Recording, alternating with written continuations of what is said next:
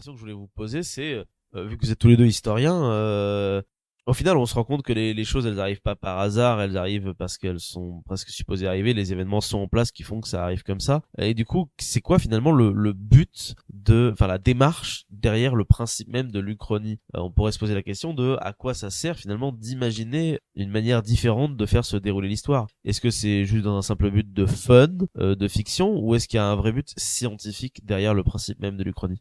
Moi, je pense que ça reste quand même dans le but d'être pédagogique, d'essayer de comprendre ce qui éventuellement aurait pu se produire et du coup derrière en fait analyser la situation dans sa globalité. Et derrière en soi, on peut aussi essayer d'expliquer c'est l'effet inverse, c'est le chemin inverse que d'expliquer pourquoi ceci a disparu, pourquoi ça ne s'est pas passé, etc. Ça permet de comprendre un peu mieux les mécanismes, les rouages peut-être qui font pourquoi certaines choses arrivent et pas d'autres. Oui, je pense que si indirectement, si ça n'est pas arrivé mais que ça aurait pu arriver, ça peut éventuellement expliquer certaines possibilités dans le futur, ce qui pourrait arriver. Ouais, mais c'est une erreur.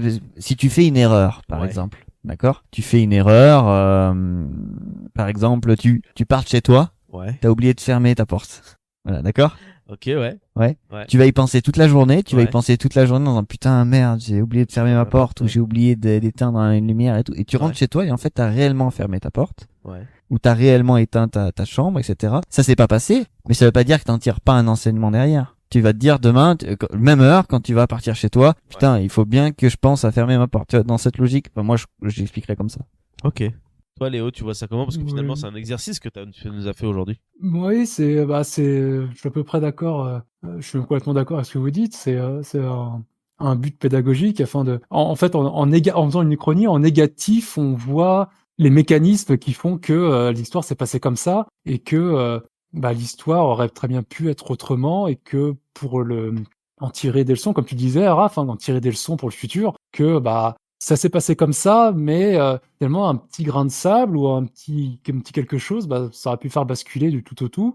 Donc faire attention pour le futur, pour les futurs événements. Et puis c'est un exercice scientifique, je pense, qui est utile afin de se plonger plus dans les profondeurs de l'histoire. Je sais pas comment dire. Et dans la réflexion, dans la psyché des gens, dans la psyché des dirigeants.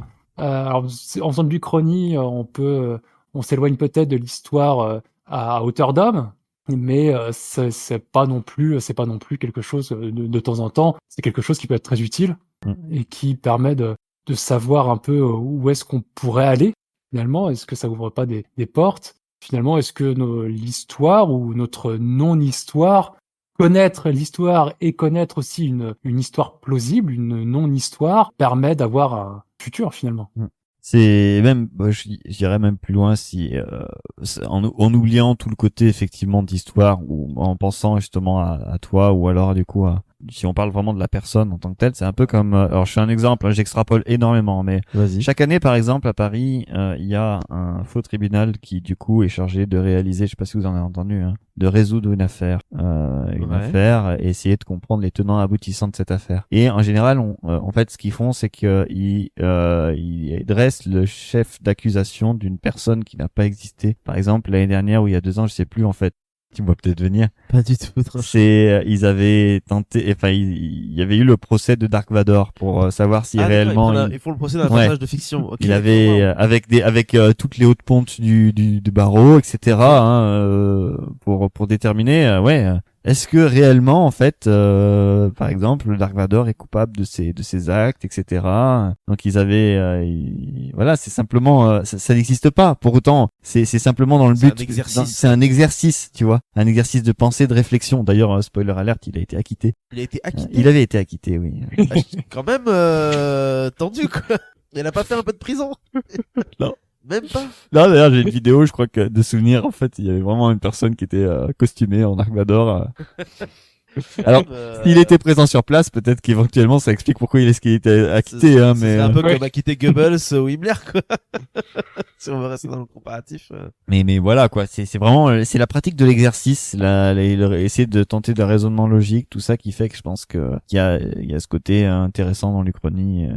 Et puis effectivement derrière il y a les dérives de l'Uchronie, c'est-à-dire que quand elle est utilisée à des dessins, pour en dire finalement ça aurait dû se passer comme ça et en fait entre ça aurait dû et ça aurait pu, il y a un monde quoi. Oui, Mm. on pourrait mettre Paris en bouteille comme disait Léo au début. C'est ça. Ça me fait penser, enfin c'est très intéressant que vous parliez d'Uchronie. Je rebondis à même le rebond. Il y a peu de temps, j'écoutais une chronique de Bolchegeek, un youtubeur que je vous conseille très fortement et qui parlait de post-app et aussi d'Uchronie. Et c'est vrai que c'est un peu les deux trucs du moment, c'est-à-dire qu'en termes de fiction, on fait pas mal d'Uchronie, plus en bouquin qu'en film pour le moment, et beaucoup de post-apo. Et il avait cette réflexion assez intéressante de dire que potentiellement, si c'était ça qui ressortait pas mal en ce moment, c'était que ça va aller loin, mais que ça montrait un petit peu que l'humanité était un peu dans une impasse, c'est-à-dire que soit on réfléchit à notre destruction, soit on réfléchit à une autre manière de voir notre propre passé, mais qu'en ce moment on réfléchit peu à des manières de voir notre futur, réellement. Vous pensez quoi de ça?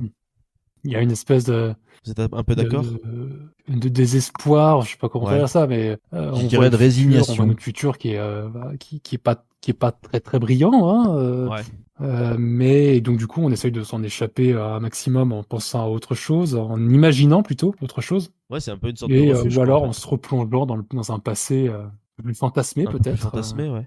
Bah, de tout temps, hein, on a voulu essayer de justifier parce que auparavant, on prend les bons côtés d'une histoire, si tant est que tous les bons côtés de cette histoire soient réellement vrais. Ça, c'est encore une problématique de source. Et du coup, en prenant soin de mettre de côté les mauvaises choses.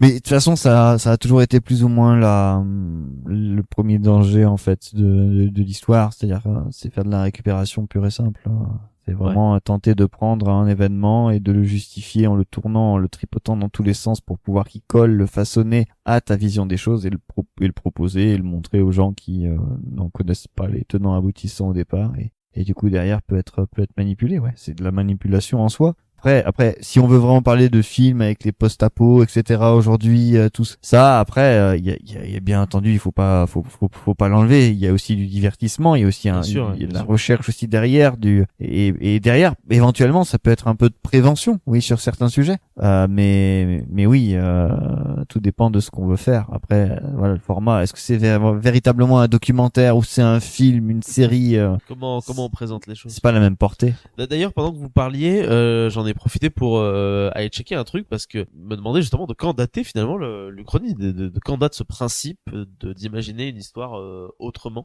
Et bon, j'ai recherché à l'arrache, hein, mais sachez que d'après Wikipédia, le plus ancien exemple apparaît dans Histoire de Rome depuis sa fondation de Tite-Live, où il fait une Uchronie d'Alexandre le Grand. Ah oui. Et en gros, il évoque l'hypothèse que Alexandre ait lancé sa conquête vers l'ouest plutôt qu'à l'est, et ainsi il aurait donc attaqué Rome au IVe siècle avant Jésus-Christ, changeant de fait l'histoire de Rome.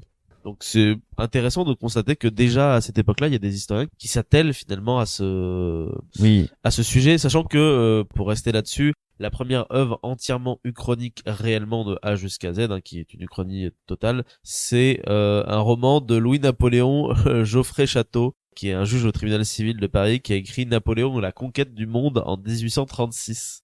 En gros, il explique que Napoléon fuit Moscou avant l'hiver de 1812, et du coup, ainsi l'empereur a assez de forces militaires pour conquérir le monde. Voilà. Donc finalement, la première uchronie, ça porte sur Napoléon. C'est assez cocasse parce que ça fait quand même partie des uchronies qui sont souvent faites, je trouve. Napoléon est souvent pris à partie, un peu comme la Seconde Guerre mondiale, pour faire des uchronies. Ouais. Si vous souhaitez également participer à notre petite causerie, rien ne vous empêche de le faire dans les commentaires de cette vidéo, tout en restant bien évidemment courtois les uns avec les autres. Et si vous souhaitez découvrir d'autres sujets, il ne vous reste plus qu'à vagabonder un petit peu partout sur cette chaîne, parce qu'on y parle un petit peu de tout et surtout un petit peu de rien. N'hésitez pas non plus à vous abonner à la chaîne, à mettre un petit pouce bleu et à nous suivre sur les différents réseaux sociaux. Merci à vous et à très bientôt.